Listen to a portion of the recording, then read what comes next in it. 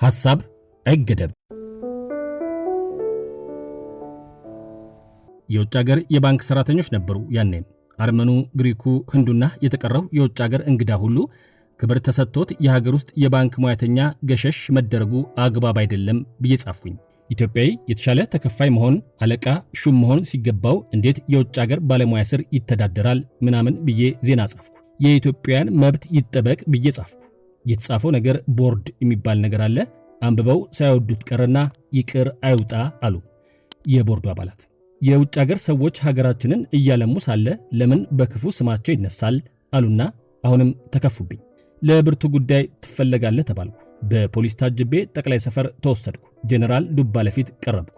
ከበላይ የመጣ ትዕዛዝ ነው፣ ከእንግዲህ ማለት ከነገ ጀምሮ መቀመጫ አሰላ እንዲሆን ተወስኗል ተባልኩኝ። ምክንያቱን አብራርቴ ነገሩኝ ይመስላል። ከየት መጥቶ ጠባቂ ፖሊስ ተመድቦልኝ ከቤት መውጣት የለ፣ እንደ ልብ መንቀሳቀስ የለ፣ የተከራየውበት ቤት ውስጥ መቀመጥ። ደግነቱ ጃንሆይ ያስጠሩኝ። ከዚያ በኋላ ከጋዜጠኝነት አንስተው ወደ አምባሳደርነት የሶማሊያ ሪፐብሊክ አምባሳደር አድርገው ሾሙኝ።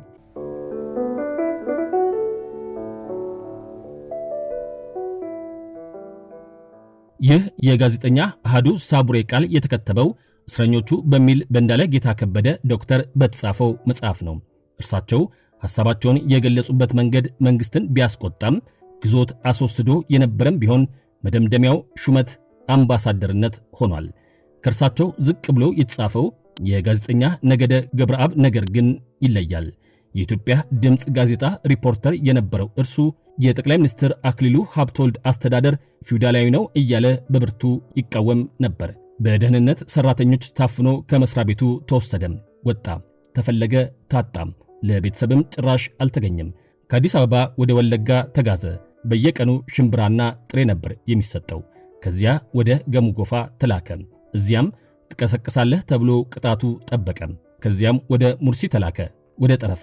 በዚህ መልኩ ለ17 ዓመታት ታስሮ በ66 ዓመተ ምህረት ለውጥ ሰሞን ተፈታም። 17 ዓመታት ጠመንጃ ሳያነሱ ጥይት ሳይተኩሱ በመናገር ሐሳብን በነጻነት በመግለጽ ብቻ የተከፈለ ዋጋ። ሐሳብን መግለጽ ተፈጥሯዊም ሰዋዊም ነው ቢባልም በየዘመኑ ብዙዎችን ብዙ ዋጋ አስከፍሏል። ከትናንት እስከ ዛሬ ምን ተቀይሯልም ይጠየቃል። በዓለም አቀፍ ደረጃ እንደ አውሮፓውያን አቆጣጠር ከ1993 አንስቶ በየዓመቱ የሚከበረው ወርልድ ፕሬስ ፍሪደም ዴይ ሜይ 3 ትናንት ዕለቱ የነበረ መሆኑ ምክንያት ሆኖ አሁን ጥቂት እናወራለን። አልሰማንም እንዳትሉ እንላለን። የኢፌድሪ ሕገ መንግሥት በክፍል 2 ስለ ዲሞክራሲያዊ መብቶች መደንገግ ሲጀምር ያስቀደመው አመለካከትና ሐሳብን በነጻ የመያዝና የመግለጽ መብትን ነው። ምን ያህል ተግባራዊ ተደርጓልን እየጠየቃችሁ የአንቀጽ 29 ድንጋጌዎችን አድምጡኝ። እንዲህም ይላሉ። 1. ማንኛውም ሰው ያለማንም ጣልቃ ገብነት የመሰለውን አመለካከት ለመያዝ ይችላል። 2. ማንኛውም ሰው ያለማንም ጣልቃ ገብነት ሐሳቡን የመግለጽ ነጻነት አለው። ይህ ነጻነት በሀገር ውስጥም ሆነ ከሀገር ውጪ ወሰን ሳይደረግበት በቃልም ሆነ በጽሑፍ ወይም በህትመት በስነ ጥበብ መልክ ወይም በመረጠው በማንኛውም የማሰራጫ ዘዴ ማንኛውንም አይነት መረጃና ሐሳብ የመሰብሰብ የመቀበልና የማሰራጨት ነጻነቶችን ያካትታል። 3. የፕሬስና የሌሎች መገናኛ ብዙሃን እንዲሁም የስነ ጥበብ ፈጠራ ነጻነት ተረጋግጧል።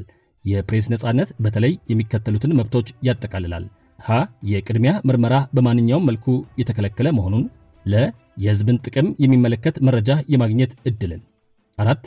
ለዲሞክራሲያዊ ስርዓት አስፈላጊ የሆኑ መረጃዎች፣ ሐሳቦችና አመለካከቶች በነጻ መንሸራሸራቸውን ለማረጋገጥ ሲባል ፕሬስ በተቋምነቱ የአሰራር ነጻነትና የተለያዩ አስተያየቶች የማስተናገድ ችሎታ እንዲኖረው የሕግ ጥበቃ ይደረግለታል። 5. በመንግስት ገንዘብ የሚካሄድ ወይም በመንግስት ቁጥጥር ስር ያለ መገናኛ ብዙሃን የተለያዩ አስተያየቶችን ለማስተናገድ በሚያስችለው ሁኔታ እንዲመራ ይደረጋል። 6. እነዚህ መብቶች ገደብ ሊጣልባቸው የሚችለው የሐሳብና መረጃ የማግኘት ነጻነት በአስተሳሰባዊ ይዘቱና ሊያስከትል በሚችለው አስተሳሰባዊ ውጤት ሊገታ አይገባውም በሚል መርህ ላይ ተመስርተው በሚወጡ ሕጎች ብቻ ይሆናል። የወጣቶችን ደህንነት፣ የሰውን ክብርና መልካም ስም ለመጠበቅ ሲባል ሕጋዊ ገደቦች በእነዚህ መብቶች ላይ ሊደነገጉ ይችላሉ። የጦርነት ቅስቀሳዎች እንዲሁም ሰብአዊ ክብርን የሚነኩ የአደባባይ መግለጫዎች በሕግ የሚከለከሉ ይሆናሉ። 7. ማንኛውም ዜጋ ከላይ በተጠቀሱት መብቶች አጠቃቀም ረገድ የሚጣሉ ሕጋዊ ገደቦችን ጥሶ ከተገኘ በሕግ ተጠያቂ ሊሆን ይችላል።